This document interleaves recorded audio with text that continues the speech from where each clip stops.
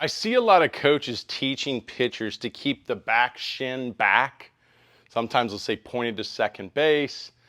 Is when they lift and they squat into that position, the shin is straight up and down. The problem with the shin being straight up and down is that this is your vector of force, meaning ground force, you're gonna push to the ground, equal and opposite, it's gonna come back, it's gonna go up the shin because this is the first vector from the ground.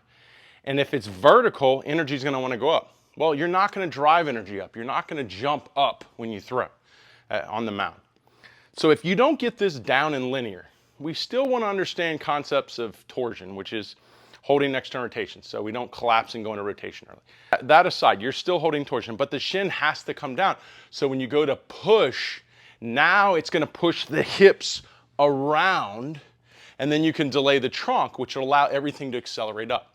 So if you're not doing that, what happens is, as you come down and out, like sometimes we'll teach them to take the lift leg down and out, the shin up, when you go to push and generate momentum, because you can't throw back here, you're gonna push, you're gonna feel like you're gonna push vertical. So what you'll do is you'll slowly push and rotate at the same time, and then everything comes together. So you'll see the hip and shoulder come together, and the arm is so late to get acceleration that it starts pushing.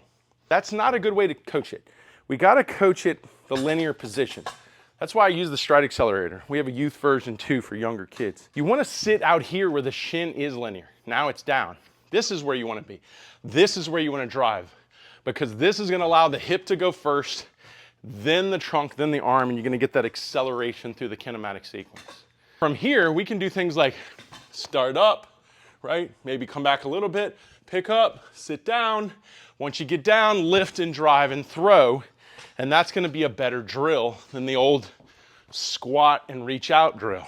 So it would look like this. I'd start them here, lift, sit, all right? Now they feel stable, shin is linear, then pick up, drive, throw, okay? And if they knock this down, if this goes down this way, that's great. I don't want it spinning. That means they're probably just spinning.